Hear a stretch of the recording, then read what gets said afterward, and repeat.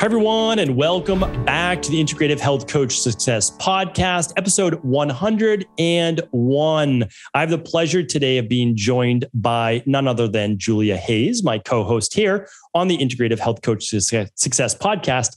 And I thought it would be a lot of fun to be able for the two of us to reconnect. Basically, we started with the first episode, the two of us talking about, all right, this is our plans for a health professionals-based podcast. You know that it's personal trainers, chiropractors, acupuncturists, naturopaths, integrative health practitioners, you name it, anybody in the natural health-based field. And our goal was, well, after years of being in practice ourselves and really seeing it all and talking with a lot of other integrative health practitioners, now over 4,000, what can we share with you that are straightforward, success-based tips on our Monday shows, followed up by real-world practitioners on our Thursday shows saying, hey, here's how it works in the real world. And so at least from the downloads, it's grown basically every single month. So we're super excited about that. We appreciate all of your downloads and your reviews of the show.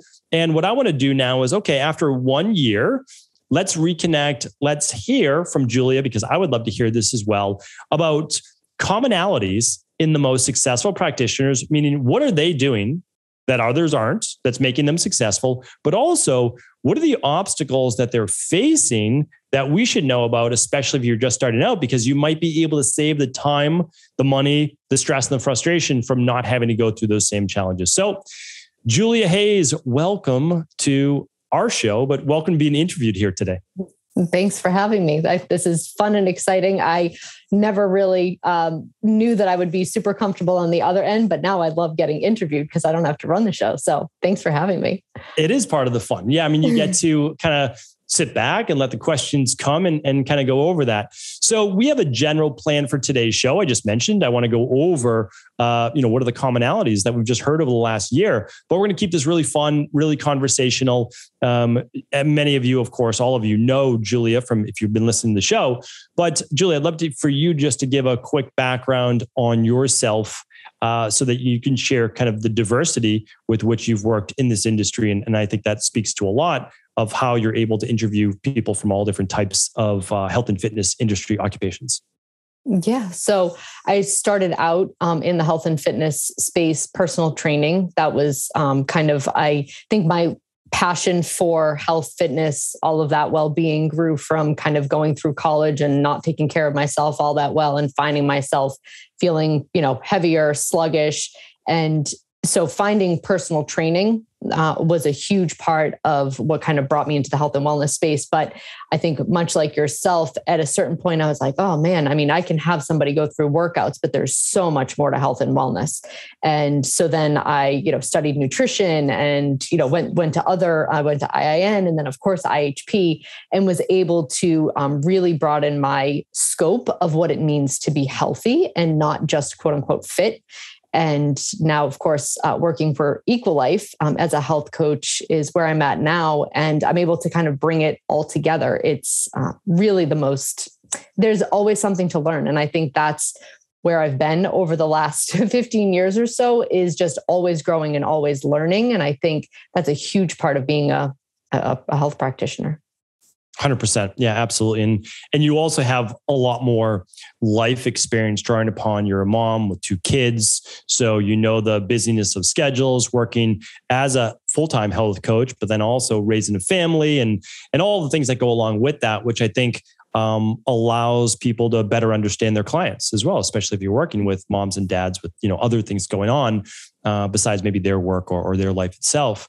And, one more thing I'll add is that I think that we're seeing a lot more of this in the new year, especially of people that are acupuncturists or chiropractors or personal trainers or massage therapists or estheticians or nurses switching over to the health-based industry, is that people are looking to add on a virtual component to their business because we all saw what happened during the pandemic, but also they want to help their clients just like you did to a greater degree. And that's an easy thing to do once you become a certified health coach, whether you're a level 1 and or level 2 IHP or another certification. So I think we're seeing a lot more of a trend in that. And just over the last year or so, how many people do you think that you've interviewed that weren't solely a health coach, but they were also maybe a nurse in the past or a personal trainer or massage therapist or esthetician? Like, what would you say the percentage is about? Oh gosh, probably close to 90%. Wow. Yeah, So they were something and then became a health coach as well.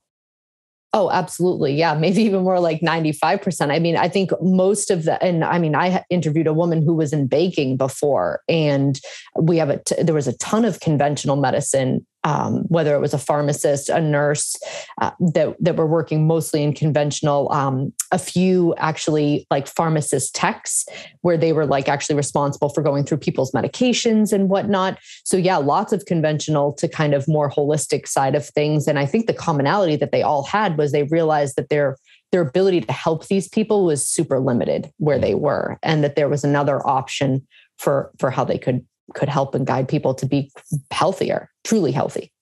Yeah, 100%. So, before, obviously hindsight, as they say, is 2020. Looking back, let's start from the beginning.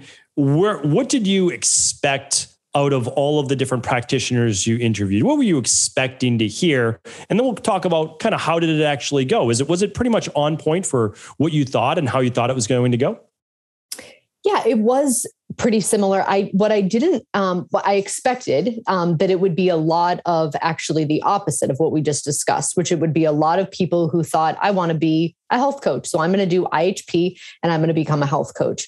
Whereas almost, I would say 95% of these IHPs that I'm interviewing were doing something else, maybe for a majority of their life, maybe just for a few years, but a lot of them for 10, 20 years were in a completely different career and then switched career paths. And so that was actually most surprising to me. It's not now that I'm looking back on it, but I was expecting to just kind of be meeting with people who were aspiring to be health coaches. They became a health coach and started a business. And it was certainly much more of a journey than that with a lot of guests. Yeah, I love that. And just because there are definitely people, I mean, we had, we've had multiple 18-year-olds, which is amazing, starting to become a certified health coach at 18, because, wouldn't it be amazing if all of us that had that education at 18 years old? But the majority of people really are joining as a transition of career or a full-time mom or dad now looking to develop a career that they can really enjoy doing for the rest of their life. And so, what I would say to people out there is that, whether you've been a pharmaceutical tech person or whatever it is for 10, 20 years, there's not a prerequisite of a knowledge base in natural health to become a certified health coach. You just have to have the passion and the want to be able to help heal yourself, which a lot of people want to do, or their families, and then go on to share that information with others. That's the only prerequisite, whether you have no experience or whether you have, some experience, such as like a personal trainer would have some exercise, obviously knowledge, a lot of exercise knowledge, and maybe some nutrition knowledge. That's great. But there's obviously, you can expand that realm. And so that's what I love. We have people from all different backgrounds. I always say about a third of the IHPs that sign up, or 25%, are in the medical health-based field, nurses, doctors, whoever it might be. And then 25% in the, I hate using the word alternative health, but that field of, let's say, acupuncture, chiropractor, that type, and maybe even we'll put an esthetician, personal training, all of that in there.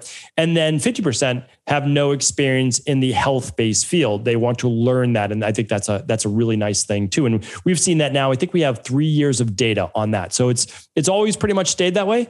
And I think that it's a great group and mix of people. So what I'd love to do right now is first ask you, before we get over to the main obstacles that our IHPs face and then their common success traits, is did anything surprise you over the last year? Meaning things that you kept hearing or didn't expect to hear. What were your thoughts on that, or just generally about the show? Well, I think one thing that surprised me was how much I was going to love and enjoy it. At first, I was like nervous. I was like, oh my gosh, I'm going to host this podcast. I've never, talked this much or, recorded myself. And it has been so fun just getting to know and connecting with people who, maybe I was, I liked their stuff on Instagram or we were connected on social media somehow, but being able to have our true conversation with so many really smart, brilliant, passionate people has been really, I look forward to it every week. It's been such a fun part of what I'm doing. So that was one surprise for sure. And I think as far as the interviewees and kind of like what surprised me with all of that is really how, again, if these are people that I knew on social media or have successful practices, there was always a point where they felt insecure, or there was always a point where like something went wrong that they had to overcome. I think we get so bogged down by like highlight reels, whether it be, again, social media or whatnot, that we forget that there's struggles that people go through to build successful practices. And I'm so grateful that a lot of people share all of that, with our listeners, because I think it helps to build, a lot of inspiration for whoever's listening. So I would say that's probably was the biggest surprise. That's great to hear. And, two parts to that. So the first one is that one of the reasons we developed IHP Mastery is because even though IHPs and many other health coach professionals have so much knowledge, they still suffer from the imposter syndrome. Mm-hmm. Right? They still feel like a fraud, or they don't know enough, or they're worried about a client asking a question that they don't have the answer to. And it holds them back. Honestly, it holds them back from getting started, where getting started in the truth is that you'll never figure all that stuff out in the first place if you don't just get started. And that brings me back to you doing the podcast, meaning that you had never been a podcaster before. Right? I mean, that just hadn't happened. You've been on interviews before as an expert, but you were never there running a podcast. And the amazing thing is that in less than a year's time, you are an expert in podcasting. So like, that's the impressive thing. And so we always have to understand is that we count ourselves out or don't think we're as capable as we are because we simply haven't gotten started. And so now, when we're having a conversation back and forth, I'm having a conversation with a professional podcaster. If I was doing this back in 2016, when I started my podcast, you wouldn't want to have a conversation with me. It just was not an easy, smooth transition between asking questions or me even be able to get my ideas out. So this is a great thing though, because a lot of our IHPs probably should start to think about creating a podcast or some type of videos, whether it just be for social media or as a podcast once a week or interviewing other guest experts. And I think that this is a nice thing for them to start to get into as well. So I'm glad that you brought that up yourself. So what I'd like to be able to do now is get into, you mentioned it a bit. All of us think that it's a straight shot to the moon, right? Like, hey, we're just going to build the rocket ship and it's going to sail off through the sunset into the sky, through orbit to the moon, and it's going to be easy. Well, again, it's about as easy starting a business as it would be getting to the moon. It's not a straight shot. It's not easy. And you're going to have to overcome challenges and obstacles. But it's also the reason why most people are never willing or able to do it, because there are obstacles and challenges to overcome. And you do have to be strong enough in order to do that. But when you realize that you are strong enough, that you're able to do it, and if you can learn from the mistakes of others, well, that's going to make the ride that much easier. So I would love for you to share now, what are some of the common struggles and obstacles and challenges that a lot of our practitioners that you've interviewed, or practitioners in general, not just IHPs, have gone through on their way to becoming successful? Yeah. So I would say it's probably, there's like a few different categories. You already touched upon one. So a lot of the most common things that when I ask other IHPs this, they will say imposter syndrome, that I'm not, I don't know enough. I haven't figured it all out. There's so many people doing it better. If it's social media that they're, comparing themselves to, I'm not sure that I can even get started if I don't do all of these things first.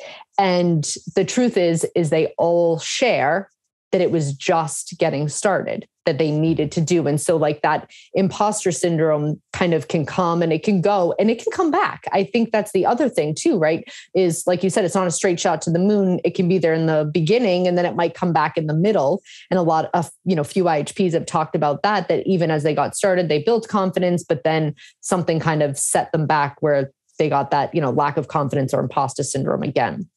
So that's definitely a big one. And then a lot of IHPs also talked about, if they had in-person practices, this is a little bit more with certainly personal trainers or, even acupuncturists, how the pandemic affected their ability to work in person and having to kind of shift to a more virtual basis. That was like an actual, thing to overcome.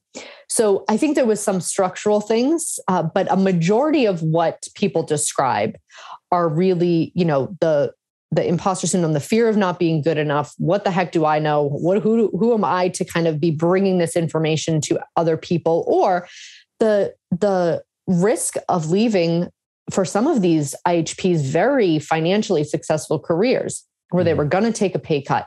They were going to, leave a field that a lot of their family members revered as like, you went to college for this, you studied, I remember my interview with a woman who was in banking for a really long time. And her family was like, but this is what you spent all that money in college for, to like pay back these loans. And she's like, but it's just not making me happy. And it's that just leap of passion that I think separates so many of IHPs in today's world, that what was standing in the middle was just like the courage to do it. They had passion from whether they healed themselves or someone else. They went through their own health struggles. And if they weren't in that space, just like you, they got better. And they're like, you know what? Now this is my mission. I am going to now share what I know with everybody else. I feel like that's circumvented your question, but no, that's, I think that's a good one. And obviously it is an obstacle. If you're making $80,000, $100,000 a year, and you're saying, well, I'm not going to start out making $80,000, $100,000 a year because I have to get clients first. But, so then what do you do? And I know some of the IHPs, they said, okay, we're just, cold turkey. We're just going to go all in. And then others, they start to build their business on the side called moonlighting. They start to build their website, their social media. They get out there and start to get a little bit of a following, and they start doing calls at night, or they do it during lunchtime or whatever it might be. And then they say, okay, at some point I have to take the pay cut, but I've started to build up some clients and I'm going to do it. Right. But the big thing, I look at it like this, is like, okay, so you went to school for something that you decided when you were 18 years old or 17 years old. I mean, that's a tough decision. So you need to live with that now for 60 more years, 80 more years of your life. Maybe there's many more lifetimes after this. I don't know, right? I only know about this one right now. And so we are allowed to enjoy it. And so if you want to do a career that you find enjoyable, giving back and of service to others, that's something that I think most people owe to themselves if it's the right feel and fit for them. So thoughts on that, but also what about another obstacle with building the business as well? Anything that you've heard? Yeah. So obstacles on building their actual business, a lot of them kind of said that they had tried to do it in a way that like they thought it would work for them. And there's been a few who are like, you know what? I just went back to the basics. Dr. Cabral was like, use this stuff when he taught IHP, like use these documents, use these. And they're like, so I did that and it simplified it so much because I was already having like the foundations down. And then they were able to concentrate on getting clients. But a lot of them, as far as like building a clientele, is that what you mean by building a business? It could be anything. It could be building the social media, website, consultations, clients. Yeah. Anything like that. A lot of them that have built them successfully report that being consistent and really delivering quality information, which I truly believe this, if you're showing up for followers, for whoever it is, whether it's an email, daily, and you're delivering quality content consistently, people are going to kind of trust your expertise. They're going to trust your consistency and trust that you truly are passionate about simply just sharing the best of the best information with them. Mm-hmm. And like that builds that like, know, and trust factor. So that's been something that a few IHPs have shared, which I think is really important to highlight. So, and here's just a follow-up question. Where would you say the majority of the health coaches or practitioners you've interviewed have gotten or are getting their clients? Like, how are they building their business with clientele? Is it social media? Is it referrals? Is it just everything? What is it typically? So that's a good question. It depends on, I think, what they're doing in like addition, because I think a lot, like there's personal trainers that I've interviewed and like the funnels are coming in from that, right? Like their personal training clients are then becoming health coaching clients. I think there are a certain number of IHPs that are doing it solely through social media, and they do have a big social media following, and they're getting clients, that way by showing up consistently through social media. But then I also interviewed a woman who she had like 310 followers, and she has a full practice, and that is being funneled just simply by referrals. And she talked a little bit about that. And I think, when I was personal training, that was a huge part of how I built my clientele. Was people were just like, oh, listen, you have to work with her. She's good at this, this, and that. And for me, that's the most flattering way to get clients, right? Because somebody is so thrilled with their progress that they're willing to pass her name on to loved ones. So I think it's a mix, honestly. And I think it probably depends on where they're focusing their attention the most, possibly. But I do, there's definitely a few that are not on a huge social media presence that still have very busy practices. Yeah, and I would absolutely agree with that, meaning that referrals are your best clients because they're already pre-sold. Someone else is singing your praises. They come in saying, hey, this is going to work. They're not as skeptical because one of their friends or family members said, look at the results I got. And it's undeniable. So, that's the best. But of course, you need to start getting clients to get those referrals, and you need to actually ask, because too many personal trainers or health people, they just never ask for referrals. And so the person assumes that they're so busy, they can't take on more people, right? And so it's kind of a catch-22, and you can do it in a nice way. But I want to go back to the person with 300 followers on Instagram. And why this works so well as a health coach is this. Let's say that those 300 people are actually really engaged. You can have an account with 30,000 people, but if you're getting 3 comments, it's not a whole lot of engagement. If you have 300 people following you and 10% become clients, that's 30 clients. 30 clients is a lot of clients to be working with. Meaning you might not seem like it, but we teach inside of IHP, you literally need like 2 clients a week to have a successful part-time job, because there's so much that goes into it. You're being compensated fairly for your time. And you can do really well for yourself. Now, you want to start to build a $100,000 business. Okay. We're looking at 2 clients a day, right? But that's 10 clients a week. So we're not looking at like a massive amount. But if you're doing that, great. You're working with 10 clients a week, 40 clients a month total. And that's leading to more than $100,000 business. And then obviously out of those 40 people, well, if only 20% refer, then you're getting another 8 clients per month. And you can see how this just continues to snowball. So I don't want people, and I'm glad that you brought that up, to think that you need 10,000 followers. My goal for anybody listening to this podcast is to help them get to 1,000 followers, not in 2 months, but over, let's say, a year to 2 years. And if you have 1,000 followers and you put out an offer that you're able to work with some new clients this month, or you're running a functional medicine detox group or whatever it might be, you're going to get 5 to 10 people to say yes. I mean, that's such a small amount, right? That's 1%, 0.5 to 1%. So I'm glad that you brought that up. And I want people to know you don't need a massive following to actually get those clients. Now, again, if you're in this for the long run, you're going to continue to build up your followers every single year on social media. So it's a good thing. But as you said, you need to be passionate about what you do. You need to provide great content. And then the people that resonate with you, follow you. And eventually, it might not be for 6 months. They're like, oh, yeah, I'd like to take you up on that consultation.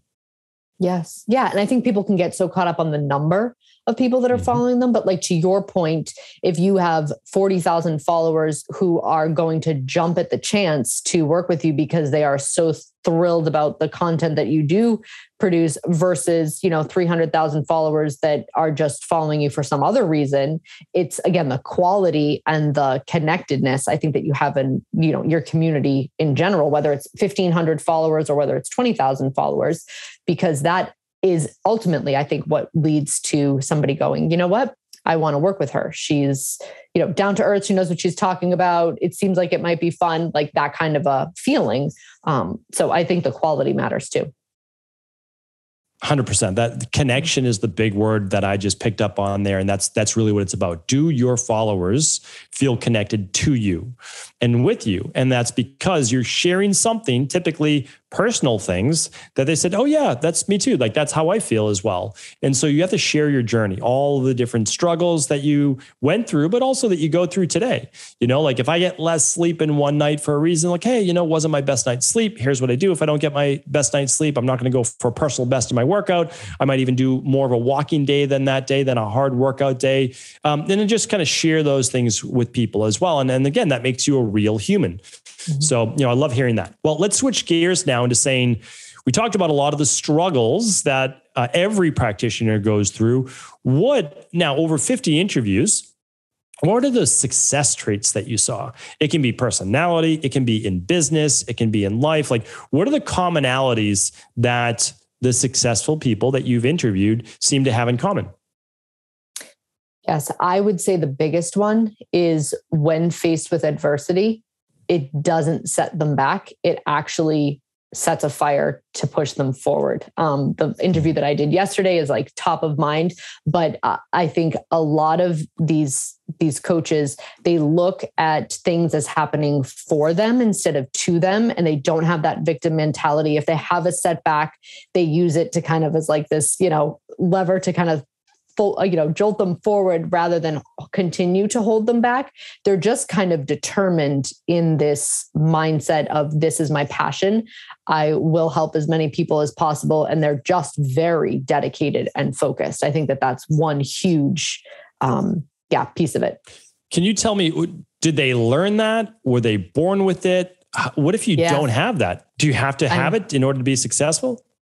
So no, I don't think that you have to have it to be successful. And I do ask when, I'm like, for instance, the interview that I did yesterday, something happened to him, in his life that actually gave him, he had a traumatic brain injury, and that's actually what gave him, basically nothing. If that didn't kill me, nothing will type of mentality for the rest of his life. But I think also some people, it is their personality, or, it's just kind of how they grew up, or it's what they witnessed maybe. And I don't think you necessarily have to have that mentality to be successful.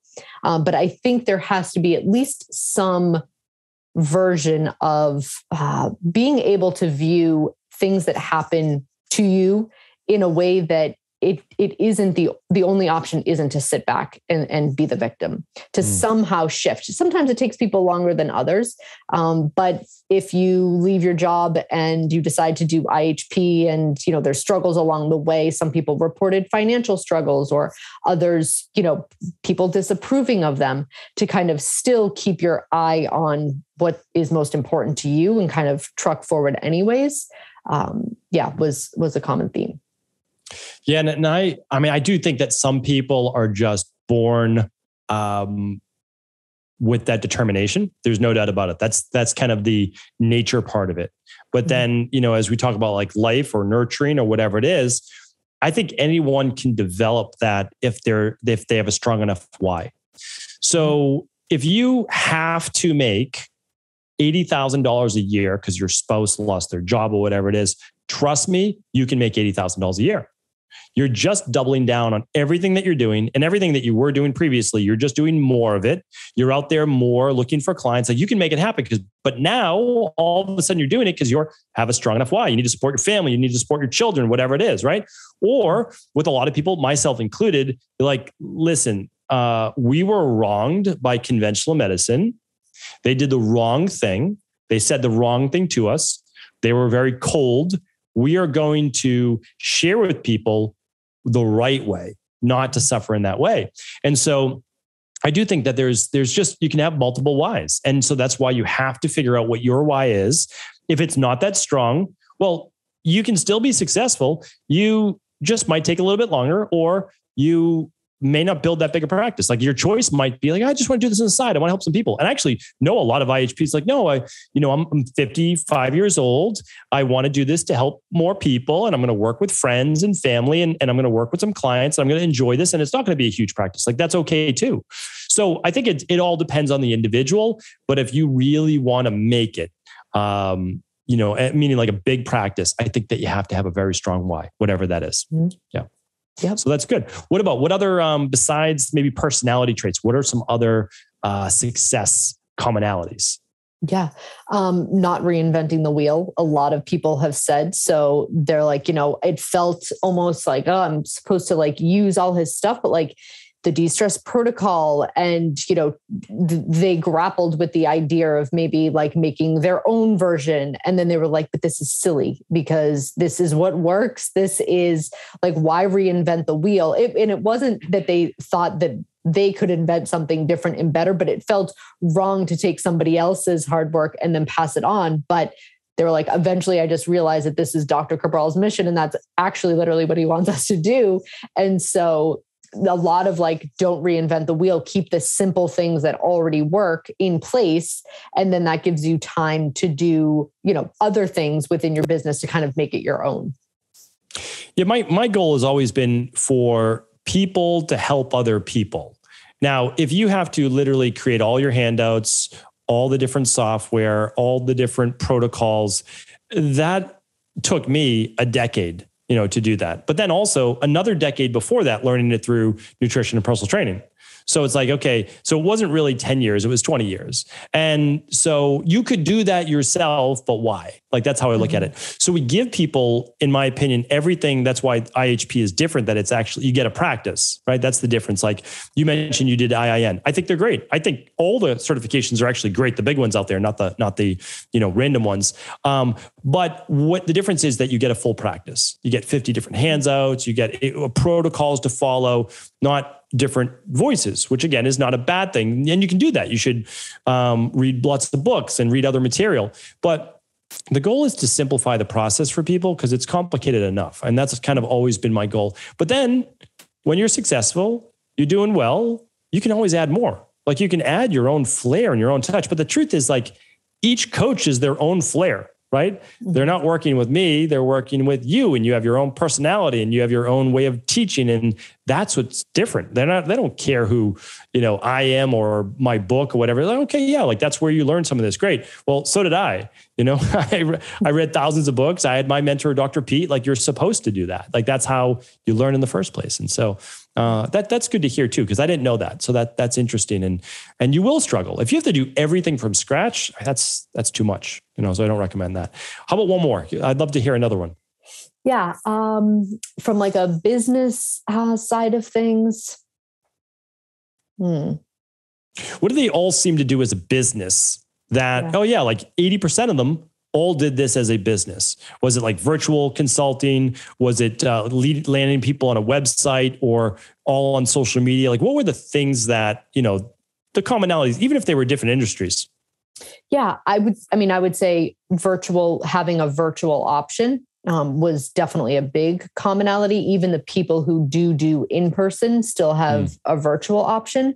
And a lot of them are reporting that even though that was like an adjustment, if they did have all in-person practices before, they were personal trainers, that it's kind of an adjustment that everybody's gotten used to at this point. And having it as at least an option allows people to work with people from all over. And you're not limited to just people that can come into your office or who can come into your gym. And it allows you to reach as many people as possible. So yes, starting virtual, which some people said, was like a pain point at one point to shift, but it was something that did make a big difference as far as who they were able to reach and all of that. Yeah. I think that's a great one. And the reason is that it's absolutely painful to go through that process of having in-person practice. And you're like, okay, but now I need to figure out how to do this virtually with people too. But it's always worth it because you don't always control your outside environment. However, you do control your reaction to it. So, when personal training studios and wellness spas and all that got shut down, well, here's another option that you can do. And it might not be your favorite either as the client, but guess what? It still keeps you in the game, keeps you moving forward. And the other benefit is that, and I saw this myself, up until 2016, 2017, I was just working with people in the local Boston area. And then when I had the Wellness Institute as well, sure, some people would fly in, but that would be that wouldn't be the majority. That would just be some people. So then we started opening up to doing Skype virtual consultations, and you were doing it around then. Well, it grew to be like, okay, that was then 10% of our clientele and then 20%. And by 2018, it was like 2/3 was virtual. And you're like, oh, wow, well, this could all be done then now virtually. And the amazing thing is it's because you are now, so in Boston, there's X number of people that you could work with, right? And there's also X number of wellness centers and coaches. And so all of those people are vying for the same clients. And that's a normal thing. And I'm a big believer that there's always enough for everybody, especially if you get the message out, more and more people want to do it in general. So there's more clients in general, but there's 3 billion people online, and we work with people in Australia and Europe and everywhere in the world. So now you can actually offer your services to 3 billion people. And in the grand scheme of things, there's about 120,000 health coaches in the world. So those numbers are better for everybody. So I love that you said that as well. Yes. Yeah. All right. So as we are moving towards the end of our interview together, I always like to hear, because I always like to ask this question myself too, where do you see the future of health coaching moving for 2022 and beyond? Yeah, I mean, I think it is impossible for it to not explode to heights that it hasn't yet. I think that if the last 2 years has taught people nothing, it's that they are solely responsible for their health. If you're a parent, you are responsible for the health of your child. And that usually when you look to for somebody else to control it or make those choices, it doesn't end so hot. And so taking control of your health in a way that truly matters. And I think a lot of people, like, our IHPs who have done, lots of transformation in their health, then become passionate, want to spread the word. I think there's a lot of people now feeling like this needs to be something that's way more mainstream than it is, and having the passion to bring the side of forget like holistic healing, right? And but simply just nobody in our mainstream world tells us that we should be healthier, get more sun, move your body, eat healthy foods. I mean, they just try to instill fear to be healthier. And I think a lot of people are finally seeing through that and understanding that a lot of those people who we maybe thought had our best interests at heart don't, and that it's time for us to take control of that. And so I hope, and I think that health coaching is going to be a way that kind of just takes off to new heights. I completely agree. I just think that we were taught a very valuable lesson, and that it's not, don't wait to become healthy until something goes wrong, right? Mm-hmm. There's a lot you can do right now that puts you in a better position to heal no matter what happens to you, and that your health is largely within your control. And the other part is that you're not supposed to say no to your medical doctor. You're just supposed to say yes to your health coach, meaning like you can have both. And you should have your medical doctor for acute-based illnesses and to run your blood work yearly. But you have your health coach for everything else, because they were taught two different things in school. One is pharmaceuticals and disease. And the other one is health, nutrition, exercise, stress reduction, toxin removal, emotional balance, supplement protocols, and success mindset, right? And your medical doctor knows nothing about that. So, it's our mission, both of our mission, to put a health coach in every home. Not everyone is going to do this, but if you are the health coach, then you can help your parents, your siblings, your coworkers, your family. And again, like every house needs one. Not everybody, but great. Then you can have one. So I love that answer. Love to hear that. And then what are you looking forward to for 2022 on the Integrative Health Coach Success Podcast? I think I'm just looking forward to meeting more amazing practitioners with great stories. I think the part that's what I love most is that even though I'm getting to meet them and I'm getting to have a conversation with them, that information is then being shared with so many people. And so I'm just looking forward to kind of bringing more inspirational stories to whether it's IHPs that are looking to get started, or they're already started and need a little inspiration, or just enjoy listening to the podcast, or people that aren't really sure what IHP is. And they're, again, looking for information and kind of like, well, should I do this? Can I do this? So I'm just looking forward to meeting more, wonderful people. That's great. And I always say, for our audience that's listening, always feel free to suggest practitioners, suggest topics for the show. It really is your show. We're here to serve in the best way that we can, teaching as much information as we can to help you become a successful health practitioner, whether that's in the fitness industry, health, wellness-based industry, body transformation, et cetera. So And again, we appreciate you. We really thank you. If you haven't reviewed the show, we would love for you to review the show. It helps us just get boosted up there in the ratings so that we reach more and more people. And I wanted to thank you, Julia, for the amazing job you've done over the last year, how much growth you've experienced yourself, but really in developing this podcast. People love your shows. They love your interviews. I'm very impressed. And so again, I appreciate you. Thank you. I appreciate the opportunity. All right, everyone. We'll be back each and every week as we have been. This is episode 101. For all the takeaways, show notes, you can always head on over to ihp.coach/podcasts for all of the latest shows. Take care and thank you once again.